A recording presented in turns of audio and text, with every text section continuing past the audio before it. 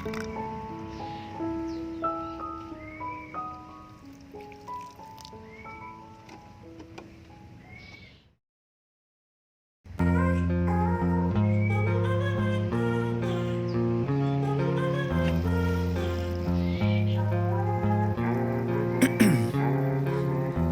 in my veins, I've been driving this train.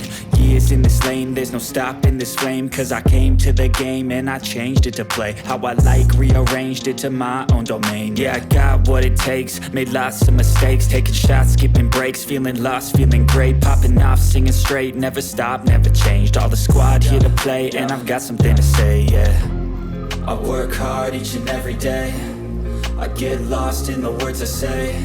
I don't push pause, no I push play. I won't stop till I make a change. I withdraw on the things I make. I turn flaws into flawless traits. I build tall, never capped in space.